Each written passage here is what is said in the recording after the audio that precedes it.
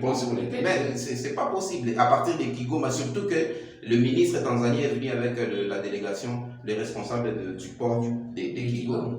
Donc, ça ne se justifie pas. Bon, alors, nous demandons aux autorités compétentes de pouvoir bien éclairer la lanterne de la population congolaise en général et ceux concernés directs, les bénéficiaires directs de la nationale numéro 5 par rapport à cette nébuleuse. Et vous avez suivi les ministres national de transport et voies de communication, M. Cherubin Okende. Il a parlé de la réhabilitation de la route numéro 1, mais il se retrouve où? À Pointe. Est-ce que Pointe est concerné par la route nationale numéro 1? Mais Pointe est concerné par la route nationale numéro 5.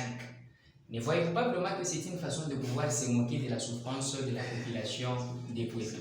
Puisque la population de Pointe a une route qui est en délabrement très avancé. La route, les tronçons compris entre Kasomeno et Kibapueto sur la nationale numéro 5. Et chaque jour, cette route ne cesse d'enregistrer le cas d'accident. Et chaque jour, cette route ne cesse d'avaler le sang de nos frères et sœurs. Mais le ministre, quand même, il a réuni le courage de pouvoir faire quoi? De pouvoir parler du lancement des travaux de réhabilitation de la route nationale numéro 1 à Pointe et il laisse la route nationale numéro 5. Ne voyez-vous pas vraiment que le ministre est allé trop loin?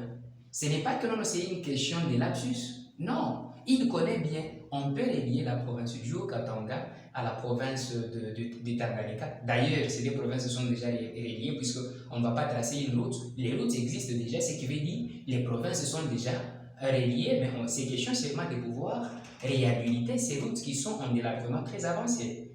On peut prendre la nationale numéro 1, on va arriver à Moba, dans les Tanganyika.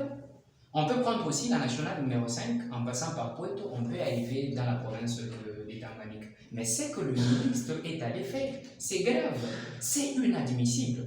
On pouvait comprendre si c'était un chef d'élite. On pourrait dire non, il n'a pas la maîtrise des dossiers d'ailleurs. Mais lui, c'est le ministre national des transports et voies de communication qui va se permettre de défier la population de Pointe. En tout cas, c'est révoltant. C'est révoltant dans un pays comme le nôtre de continuer à